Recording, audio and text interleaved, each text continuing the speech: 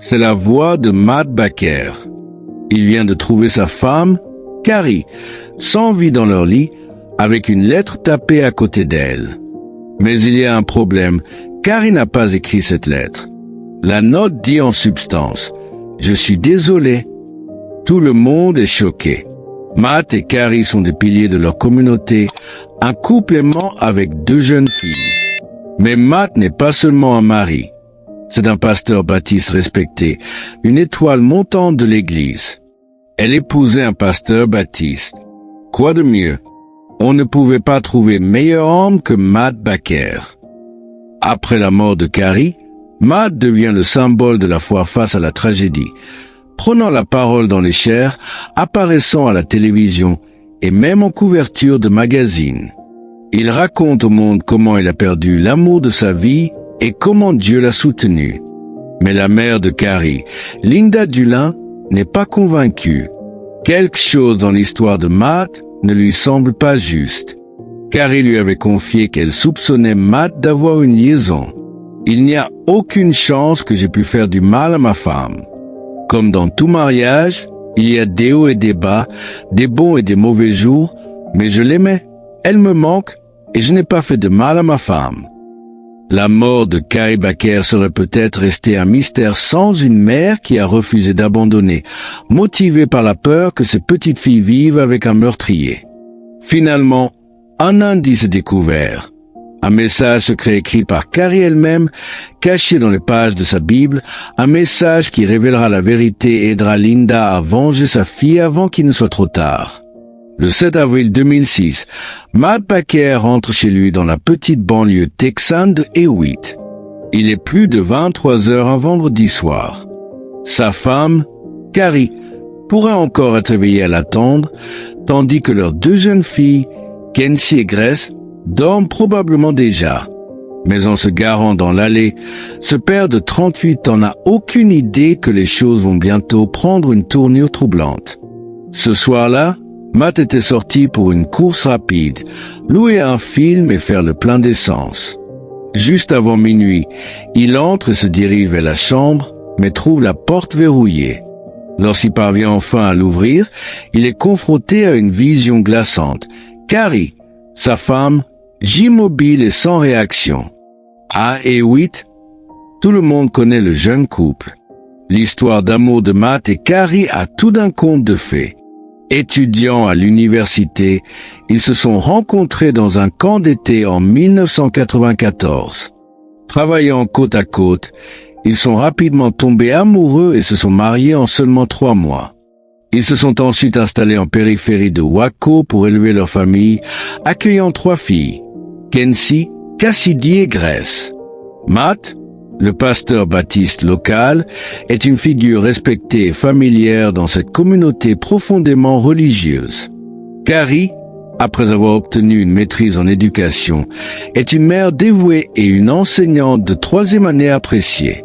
La foi a toujours été le socle de leur famille et leur vie semblait parfaite jusqu'à maintenant. J'ai posé ma tête sur sa poitrine et je n'ai ni vu ni senti sa poitrine se soulever. Pas d'air. J'ai cherché son pouls. Rien. Le répartiteur du 911 guide Matt à travers le processus de réanimation cardio-pulmonaire, espérant ramener Carrie à la vie pendant que l'ambulance est en route. Remarquablement, il garde son sang-froid, donnant clairement leur adresse pour que les secours arrivent rapidement. Alors qu'il reste en ligne, Matt fait une autre demande. Ses 2 jeunes filles sont dans la maison et ne veut pas qu'elles voient leur mère dans cet état. Il demande si l'on peut appeler les parents de Carrie, les Dulin, pour qu'ils viennent s'occuper des filles. Nous avons reçu un appel du 911 nous disant que nous devions nous rendre immédiatement chez ma fille, qu'il y avait eu un accident. Lorsque l'ambulance arrive enfin chez les Baker, les ambulanciers trouvent Carrie toujours immobile sur le sol. Ils vérifient son pouls et commencent les compressions, mais son corps ne répond pas. Après quelques minutes, les ambulanciers savent qu'il est trop tard. C'est alors que la mère de Carrie, Linda, arrive sur les lieux. Nous sommes sortis de la voiture et alors que je courais vers l'entrée de la maison, un ambulancier s'est placé devant moi, m'a attrapé et m'a dit que ma fille était morte. La famille est sous le choc. Carrie, une mère aimante, une fille, une épouse loyale et une enseignante adorée, est partie. Alors que tout le monde tente de comprendre la situation, le personnel médical envisage brièvement une possible condition médicale cachée ou un tragique accident. Mais en fouillant la pièce, la police trouve quelque chose d'inhabituel, une lettre tapée, laissée sur la table de nuit, qui semble provenir de Carrie. Le détective ce soir-là m'a emmené dans la cuisine et m'a dit « C'est assez évident ce qui s'est passé ». À ce moment, mon cœur se serrait. Je n'arrivais pas à y croire. C'était la première fois qu'ils affirmaient cela. Nous étions vraiment sous le choc, comme dans un état second. Tout ce à quoi je pensais, tout ce à quoi Jim pensait, c'était que nous n'avions plus de filles. Au Texas, lorsqu'une personne décède soudainement ou de manière inattendue, c'est au juge de paix de décider de la suite. Il n'y a pas nécessairement de médecin ou d'autopsie. Ainsi, pour Carrie, au lieu d'un examen médical approfondi, la police décrit la scène par téléphone au juge Billy Martin. Il lui parle de ce qui a été trouvé dans la chambre et des circonstances générales. Le juge Martin rend son verdict. C'est une overdose, donc pas besoin d'autopsie. Le 9 avril 2006, le lendemain de la mort soudaine de Carrie, la famille est sous le choc, submergée et à peine capable de comprendre ce qui s'est passé. Malgré le chagrin, Matt insiste pour que le mémorial et l'enterrement aient lieu immédiatement. Il commence à organiser la cérémonie à leur église baptiste, planifiant le service pour le lendemain. Le lundi 10 avril, seulement 48 heures après la découverte du corps de Carrie, elle est déjà inhumée au cimetière d'Oakwood. Son mémorial, initialement prévu à l'église familiale, est déplacé dans l'une des plus grandes maisons funéraires de la ville pour accueillir l'immense affluence de la communauté. Pour Linda, tout va trop vite. Pas le temps de respirer, encore moins de faire son deuil. Mais Matt, le pasteur baptiste, dit à la famille qu'il est préférable de ne pas retarder le processus de guérison.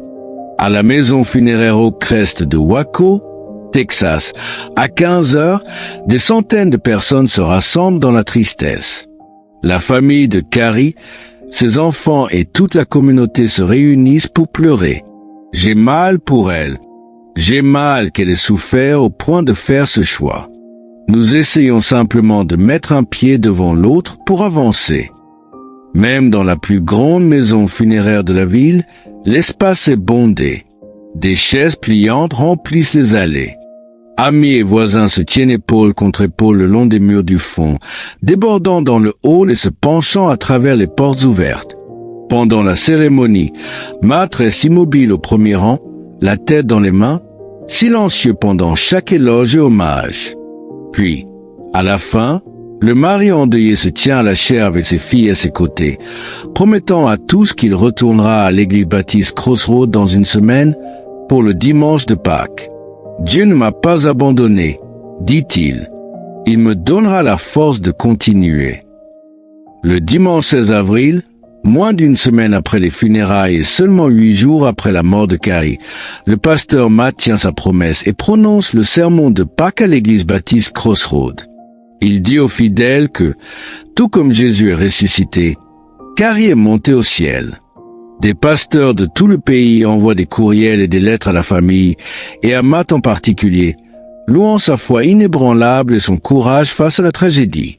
Une femme propose même de lui apprendre à coiffer ses filles, un geste touchant pour un père élevant désormais ses filles seules. De l'extérieur, on dirait une communauté soutenant un homme en deuil qui essaie de reconstruire sa vie. C'était un parent célibataire, travaillant et prenant soin de ses filles. Elles étaient très attachées émotionnellement à leur père, surtout la plus jeune. Dans le mois suivant la mort de Carrie, sa famille est submergée, essayant de faire face à la tragédie. Mais Linda et ses sœurs ne peuvent se débarrasser du sentiment qu'il y a autre chose derrière la mort de Carrie, quelque chose que la police a manqué. Elles connaissaient Carrie mieux que quiconque.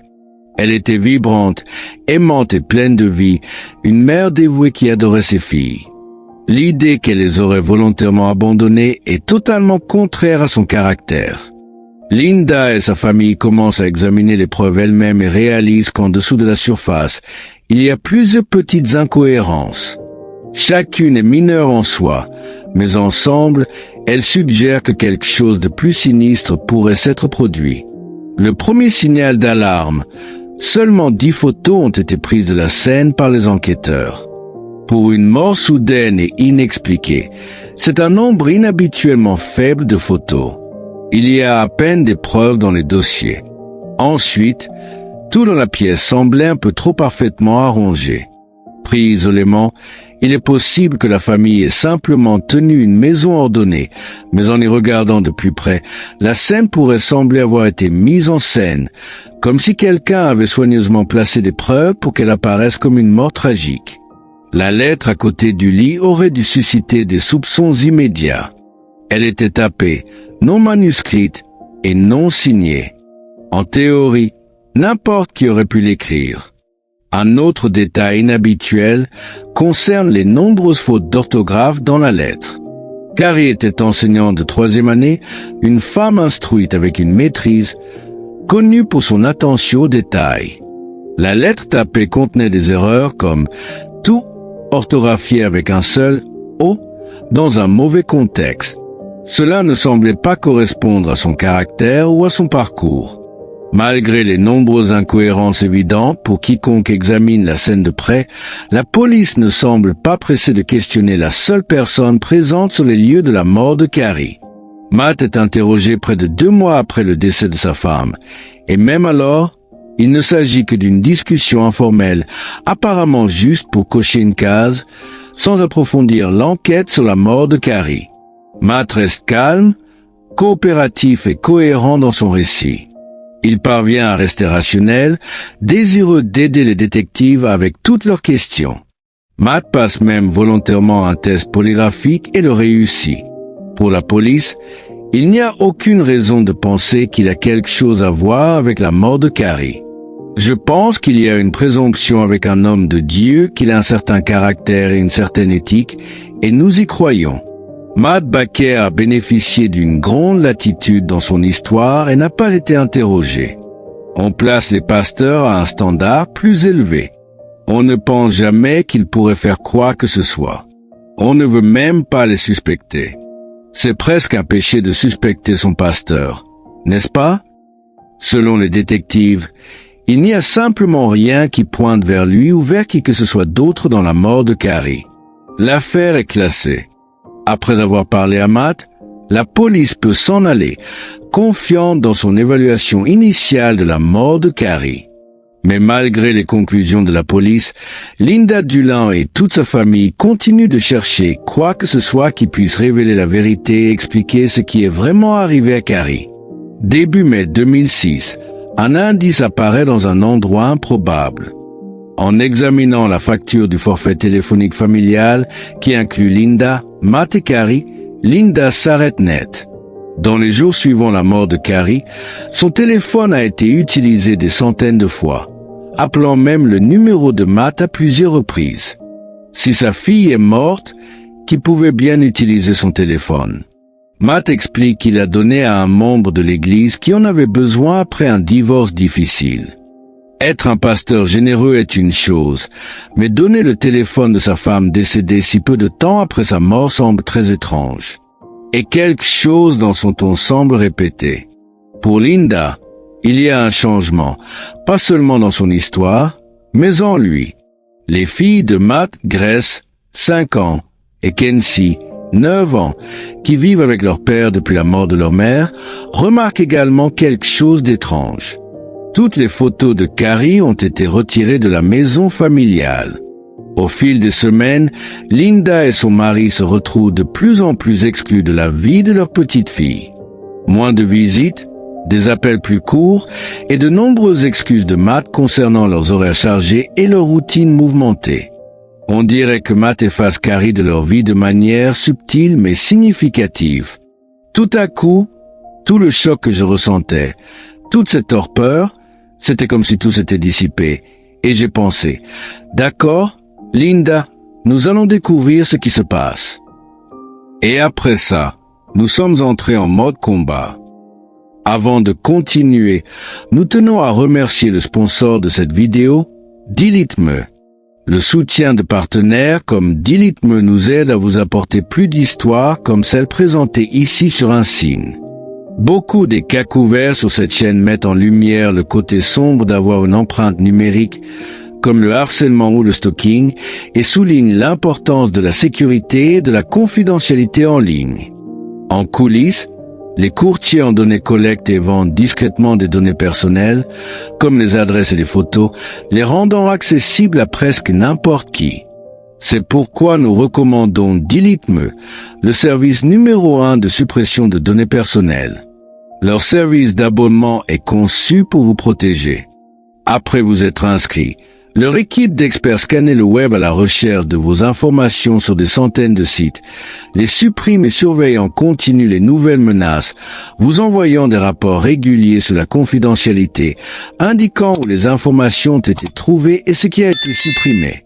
Delete-me nous a même aidé à Unseen à protéger nos propres données et identité des mauvaises mains. Pour commencer à protéger vos données personnelles, visitez joindetm.com/Unseen et utilisez le code promo Unseen pour 20% de réduction sur tout plan consommateur. C'est joindetm.com/Unseen, code Unseen. Merci encore à Delete-me pour le soutien à cette vidéo. Revenons maintenant au cas de Carrie Baker. Linda et son mari, Jim, portent leurs soupçons croissants à la police, plaidant pour que l'affaire soit ouverte, mais la réponse est indifférente. Le département refuse de bouger et le verdict initial reste en place. Pendant ce temps, les preuves sont scellées et hors de portée. Ils savent qu'ils ne peuvent pas attendre que le système agisse. S'ils veulent justice pour Carrie et s'assurer que ses filles sont en sécurité, ils devront construire l'affaire eux-mêmes. C'est alors qu'un nouvel allié rejoint l'équipe de Linda, l'avocat adjoint américain Bill Johnston. Après avoir écouté leur histoire, Johnston voit ce qu'il voit. Trop de signaux d'alarme pour être ignorés. Il assemble sa propre équipe d'enquêteurs, dont Mac Cotton, un ancien rangé du Texas respecté. Le 30 juillet, presque 4 mois après la mort de Carrie, Linda et l'avocat Johnston intentent un procès pour mort injustifiée contre Matt, leur donnant l'autorité légale pour rassembler des dossiers, mener des dépositions et réexaminer chaque pièce du puzzle. Leur prochaine étape est d'engager un expert en informatique judiciaire dont la priorité est d'examiner l'ordinateur de Matt. Ce qu'ils trouvent choque l'équipe d'enquêteurs de Johnston. Matt, le pasteur respecté, regardait du contenu pour adultes pendant les heures de travail, littéralement à l'intérieur de l'église, entrecoupé de recherches de sermons sur Internet. De plus, l'expert découvre que le 9 mars, exactement un mois avant la mort de Carrie, Matt a recherché overdose de somnifères. Mais lorsqu'il découvre un message manuscrit de Carrie, écrit seulement 5 jours avant sa mort, c'est le coup de grâce. Caché dans les mares de sa Bible, la voix de Carrie parle d'outre-tombe, pointant du doigt son propre mari. « Seigneur, j'ai tant d'inquiétudes et je n'arrive pas à les maîtriser. Je te demande de me protéger du mal. Je ne suis pas sûr de ce qui se passe avec Matt, mais Seigneur, aide-moi à trouver la paix avec lui. » Carrie avait noté ses soupçons concernant Matt quelques jours seulement avant d'être retrouvée morte. Son intuition semblait lui dire qu'elle était en danger. Frustrant, malgré toutes les preuves circonstancielles, il n'y a toujours pas de lien clair reliant Matt directement à la mort de Carrie que Linda pourrait présenter au procureur pour le faire condamner pour meurtre. Les preuves sont trop spéculatives et ne permettent pas de dépasser le doute raisonnable. Était-ce un crime? Et si oui, qui l'a commis? Ou même, était-ce un crime du tout? Nous sommes maintenant en octobre 2007, plus d'1 an et demi après la mort de Carrie. Malgré les soupçons croissants, Matt continue de nier toute faute et commence à prendre des mesures encore plus drastiques, déménageant lui et les petites filles de Linda à 200 miles de là, dans une autre ville. Il prend un nouveau poste de pasteur dans une église locale, loin de la famille de Carrie. De l'extérieur, il semble avoir complètement tourné la page. En fait, alors que Linda et sa famille continuent de se battre pour rassembler des preuves prouvant que Carrie a été assassinée par son mari, Matt semble maintenant impatient de raconter sa version de l'histoire. Il entame une sorte de tournée médiatique, essayant de faire entendre son point de vue au monde. Dans un mouvement incroyablement arrogant, l'affaire devient même nationale. Matt s'assoit pour une interview télévisée avec ABC News. Il n'y a aucune chance que j'ai pu faire du mal à ma femme. Je l'aimais. C'est la mère de mes enfants. Elle me manque et je n'ai pas fait de mal à ma femme. Les parents de Carrie sont stupéfaits lorsqu'ils voient leur ancien gendre à la télévision nationale.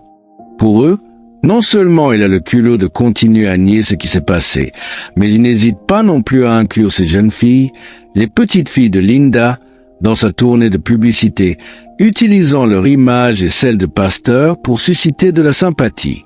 Tu sais, il sépare les pantalons des chemises. Je choisis les miennes et ensuite il choisit les siennes. Mais je dois approuver les siennes. Oui. Pourquoi? Parce qu'elle aime les bretelles spaghetti. Mais je ne les porte pas à l'école. Je n'ai pas le droit. C'est mon jouet préféré parce qu'il appartenait à mon papa quand il était petit. Pour de nombreux téléspectateurs, la présence médiatique de Matt est convaincante. Il apparaît comme un mari en deuil, un pasteur s'appuyant sur sa foi face à une perte inimaginable.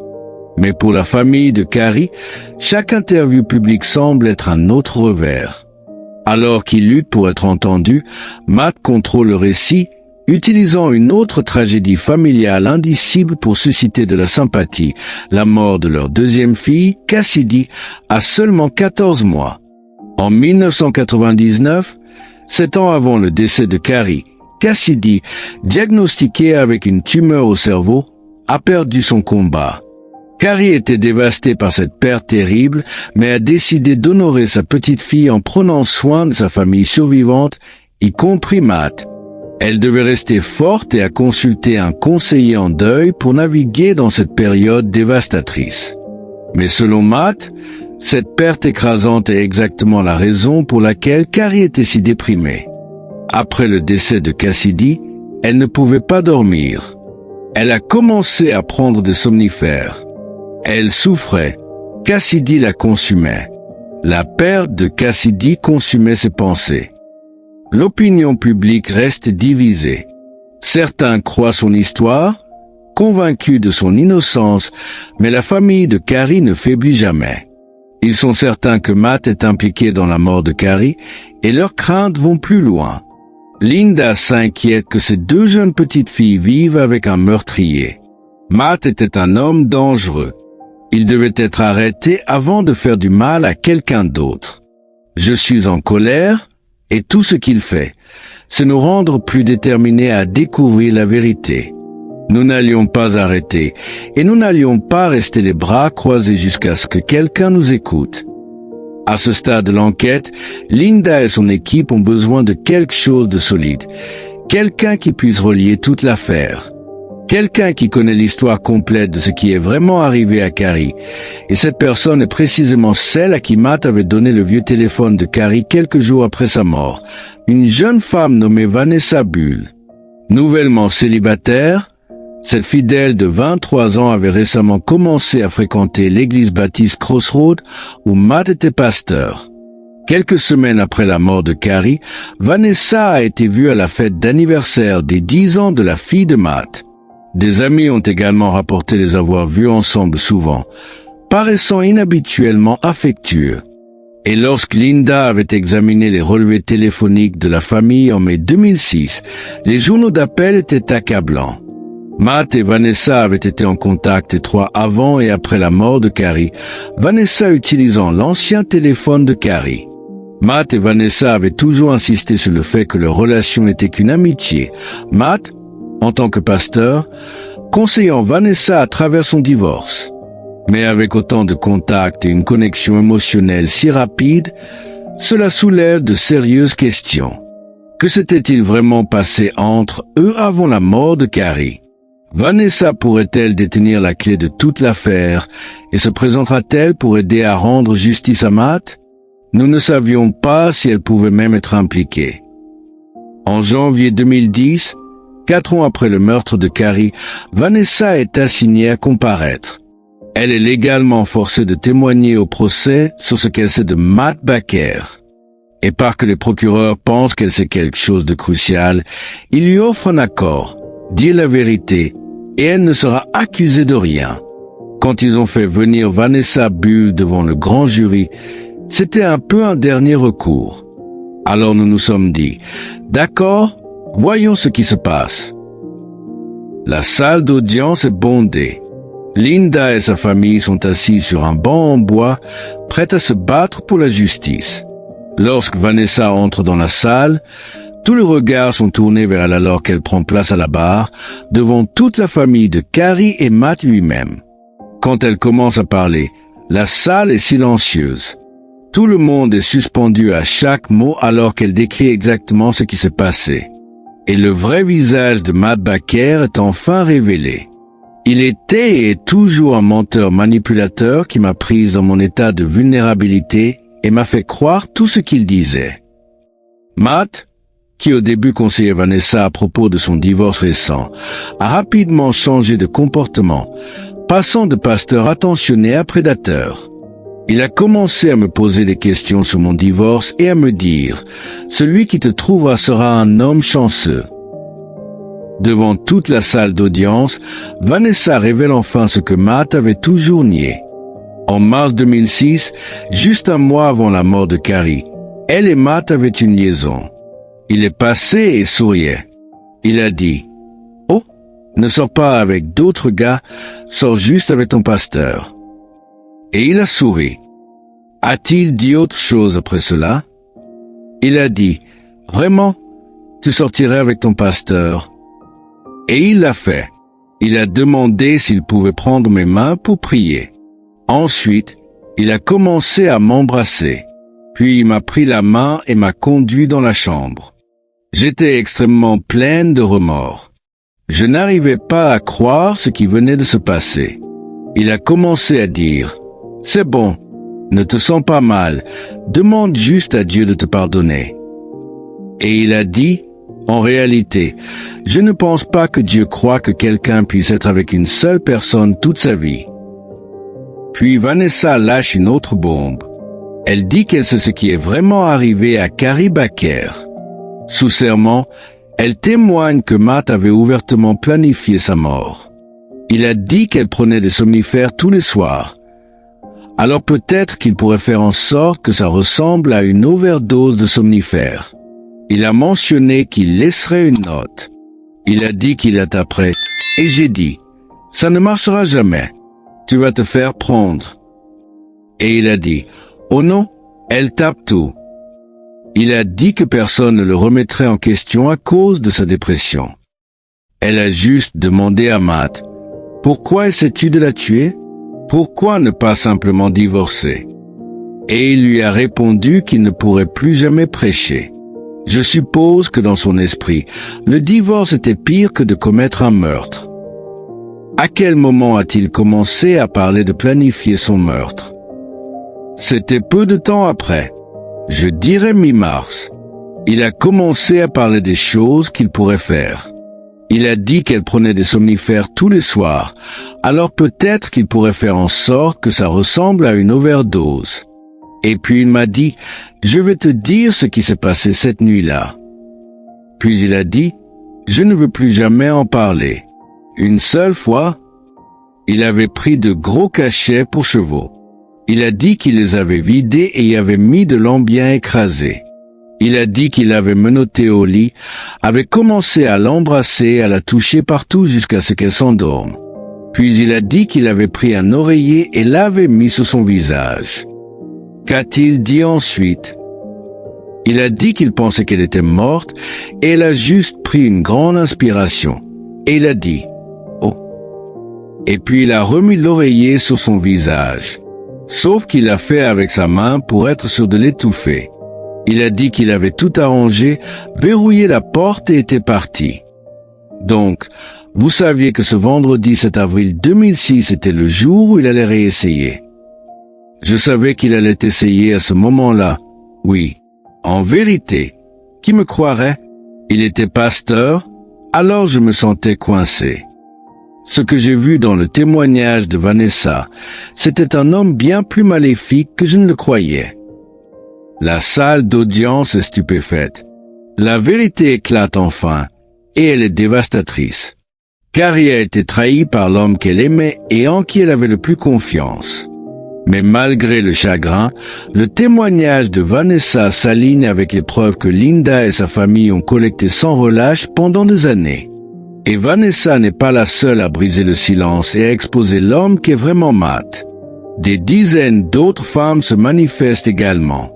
Une par une, des femmes du passé de Matt partagent courageusement leurs histoires sur son comportement au fil des ans.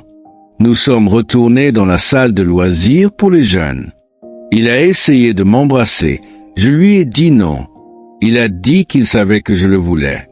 Il semblait très acharné à vouloir qu'un incident de nature sexuelle se produise.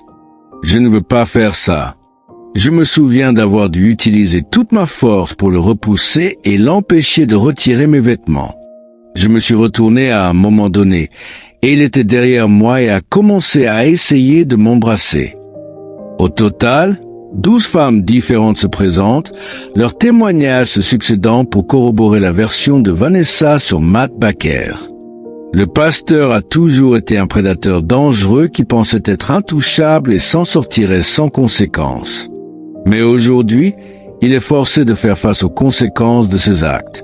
Lors de la sentence, Linda peut enfin confronter l'homme qui a pris sa fille il y a presque 4 ans, lors de sa déclaration d'impact. Matt était son gendre. Elle le voyait autrefois à travers les yeux aimants de Carrie, et maintenant, il ne peut même pas croiser son regard. Je te parle, Matt, aujourd'hui, d'accord.